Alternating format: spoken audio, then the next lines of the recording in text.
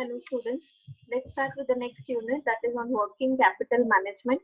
So what is working capital? It is nothing but the capital required for day-to-day activities, or it is short-term or current short-term capital, or it is also known as current assets such as cash, marketable securities, debtors and inventories.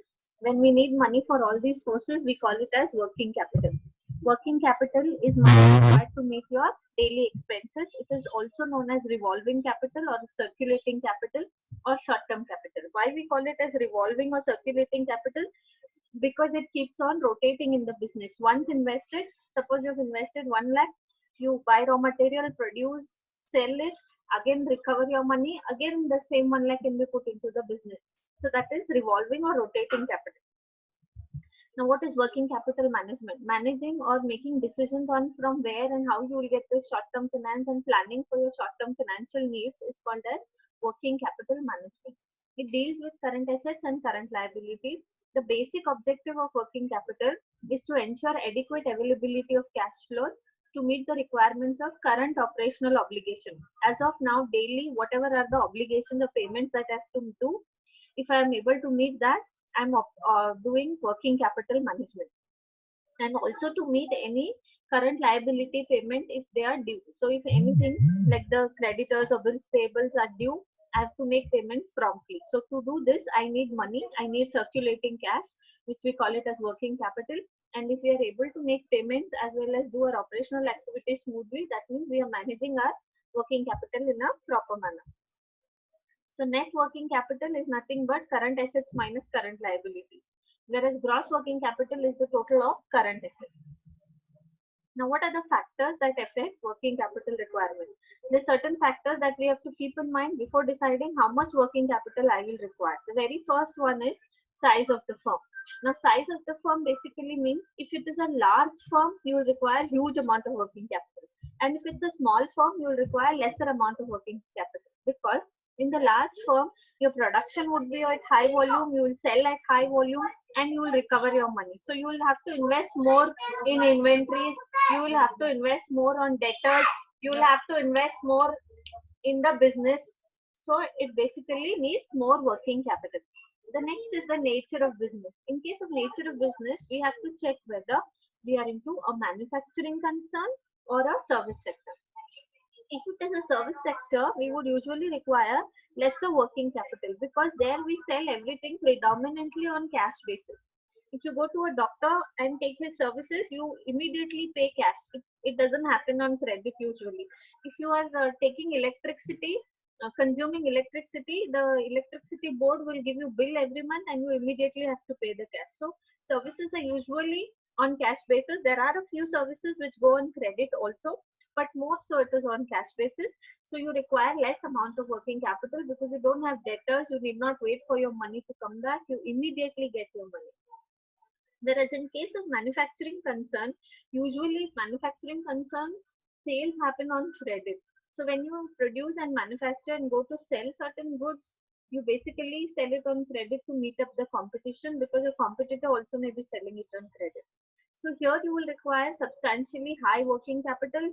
Reason being, you're not receiving your money immediately. You're investing, producing, selling, and money will be received later. So till the money comes, you basically need to invest more. So there is more requirement of working capital. The next is the business cycle. Now, business cycle basically has 4 phases. That is, you first have to just start the cycle. That is, we also call it as beginning stage, starting stage.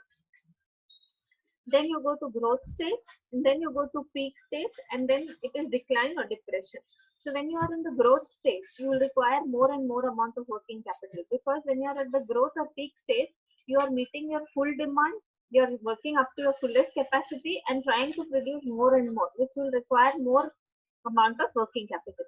But if you are on the contrary during the period of depression or during decline stage, there's no demand for your products, and if there's no demand, the production would come down, and when the production comes down, you would require lesser amount of working capital, lesser amount of inventories. You won't produce more and keep it as a stock because people are not buying. The next is production cycle. Now, what is production cycle? Production cycle basically means how are you actually manufacturing, or you can say what is the time involved in converting a raw material to a finished good. If the production cycle is very small, you are immediately converting raw material into finished good, then the working capital required would be low. But if the production cycle is very high, then the working capital required would be very high. That means if you take more number of days to convert working capital into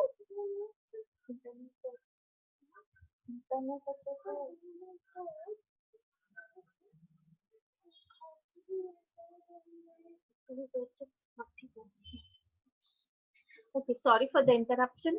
Suppose you're taking longer period for production and the production cycle is very big, then you will require more amount of working capital because your money gets stuck in inventory and semi-manufactured products. It's taking time for the finished goods to come out. So till the finished goods come out, you usually your money usually gets stuck into raw material and semi-finished goods. So if you want to produce more, you'll have to invest more and you will require more working capital.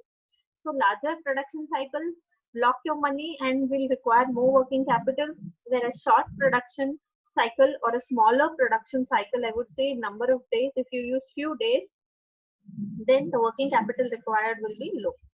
The next is seasonality of operation. If your product is seasonal based, like ceiling fans, ice creams, these are basically sold in summer season. Raincoats, umbrella are basically sold in winter season. So if you are dealing with such kind of a product, during the seasonal time, you require more working capital because the demand is too high and you go on manufacturing more and more units. But when there is no season or the season time is over, your production will come down significantly. You won't manufacture at a very high scale and you would require less working capital. So peak season, more working capital, and off season, less working capital.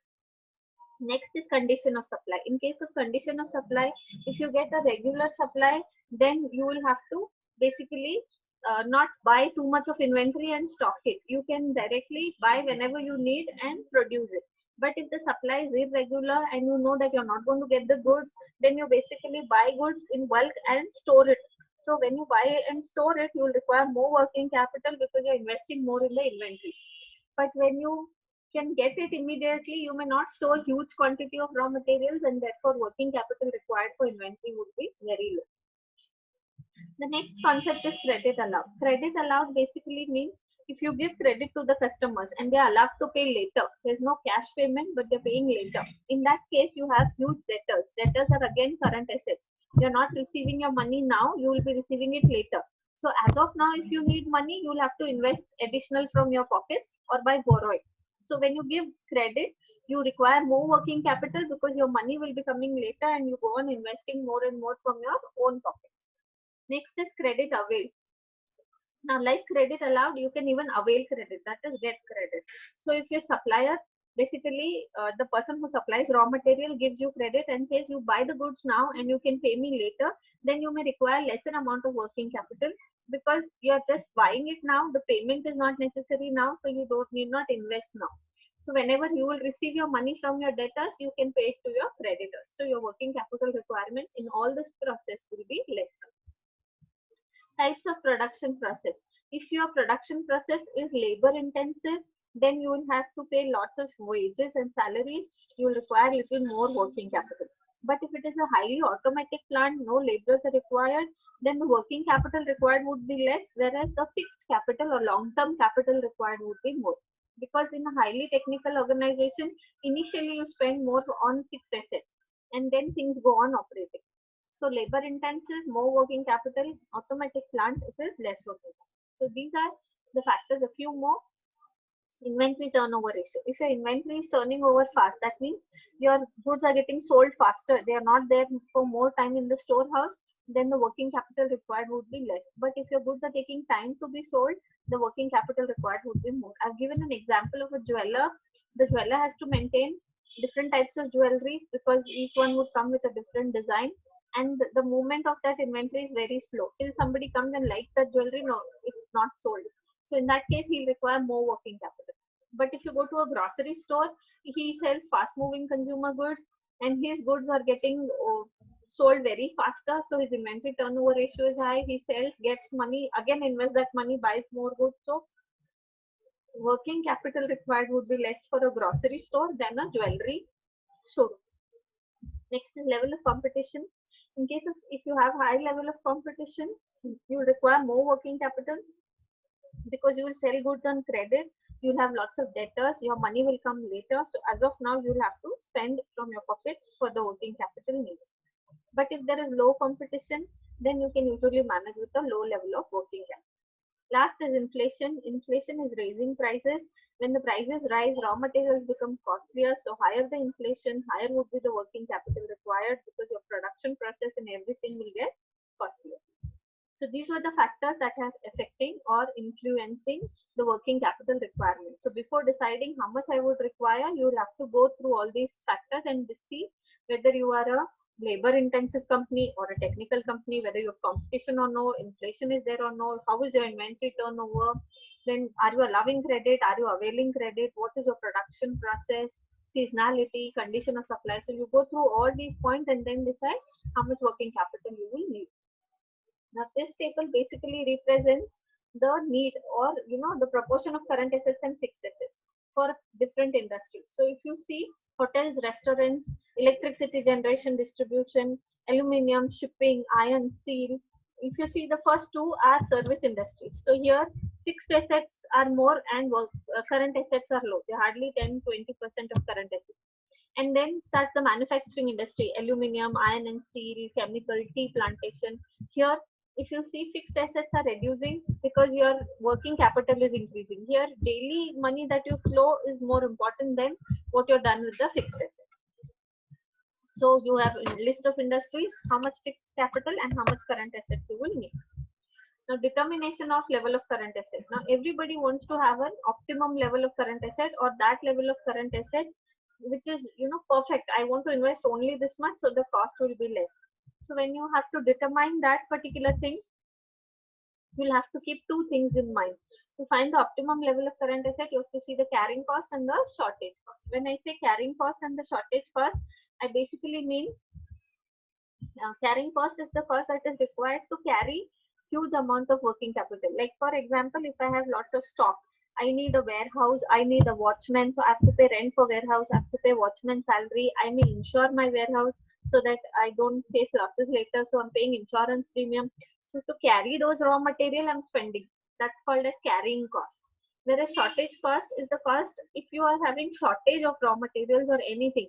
Now suppose you have shortage of power supply, you have shortage of raw materials, then what will happen? Your production will get disrupted. When your production is disrupted, you lose sales, you lose goodwill. So the shortage cost will impact on your goodwill, name and fame. Whereas carrying cost is when you have huge amount of current assets, you will have to carry them, store them, so you have to spend it.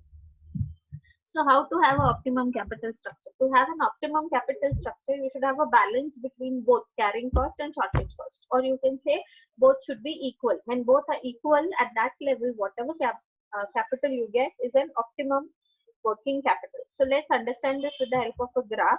On the x-axis, I have the level of current assets, and on the y-axis, one second. Yeah, if you see here, on the x-axis, I have the level of current assets, and on the y-axis, I have the carrying cost or shortage cost. So if you see, I'll just first we'll understand the carrying cost.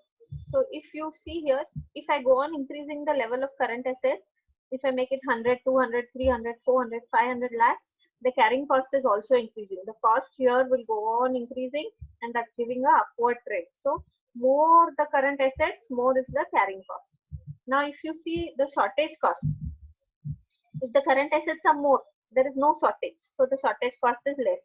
But if I go on decreasing the current assets, then what happens to the shortage cost? Goes on increasing.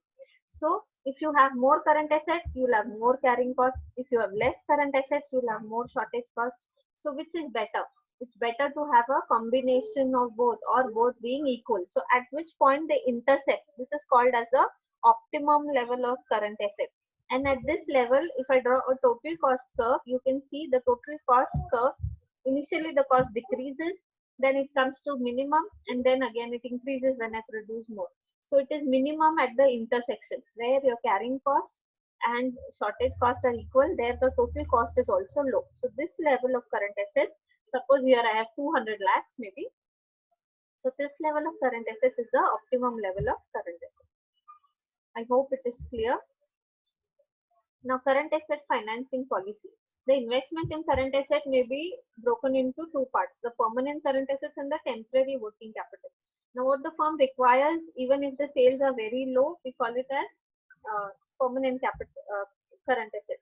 Even if you sell very low, this much of current asset is required only. Whereas temporary working capital is basically on the basis of season or fluctuation. Whenever you produce more, you need more working capital. Whenever you produce less, you need less working capital. So as of now, we'll wind up here today and we'll understand how it is financed and all those things in the next class. Thank you.